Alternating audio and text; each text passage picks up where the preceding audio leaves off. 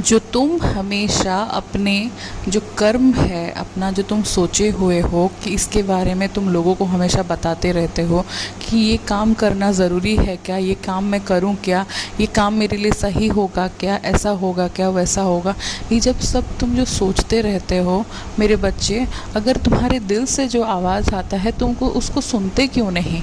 अगर तुम्हारे दिल से आवाज़ आता है कि ये काम करना ज़रूरी है तो ये काम कर लो, क्योंकि ये मैं तुम्हें बोल रहा हूँ, तो ये काम तुम करो। दूसरी बात ये है कि अलग किसी का राय लेने में और तुम्हारे दिल जो बोलेगा उसका राय लेने में बहुत अंतर है, क्योंकि वो जो कर्म मैं जिसके लिए चुना हुआ रहता हूँ वो कर्म उसके दिल के अलावा, उसके अपना जो सलाह के अलावा किसी और उसको नहीं समझ सकता। तुम्हारे में जो खासियत है, तुम्हारे में जो काबिलियत है वो तुम ही समझ सकते हो, ना कि और कोई।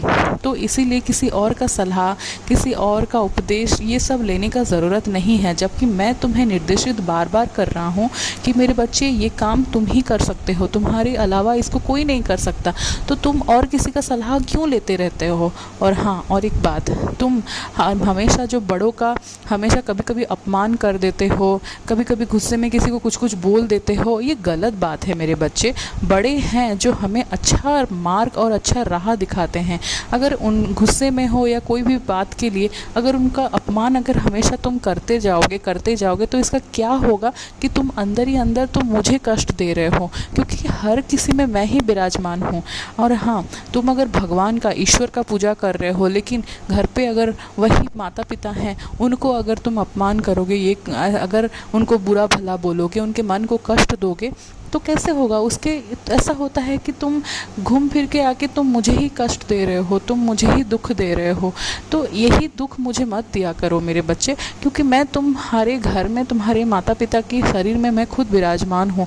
तुम भले मेरे सामने एक दिया मत जलाओ, या तुम्हारे पास समय नहीं है, तुम अगर तुम्हें प्रणाम भी नहीं कर पा रहे हो तो वो भी मत करो, लेकिन वही माता पिता को हमेशा तुम खुश रखो, वही माता पिता को हमेशा तुम सेवा करो, क्योंकि उनके अलावा तुम्हारी ज़िंदगी में कोई ऐसा और कोई नहीं है जो तुम्हें सच्चा प्यार कर सके।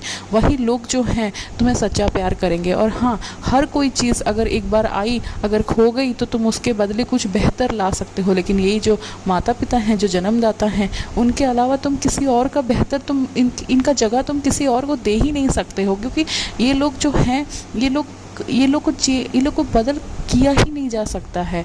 इसीलिए मैंने तो तुम्हें दिया है इतना अच्छा उपहार, तो उनका सेवा करो मेरे बच्चे, उनको दुख मत दो, खुश रहो मेरे बच्चे, हमेशा खुश रहो आप।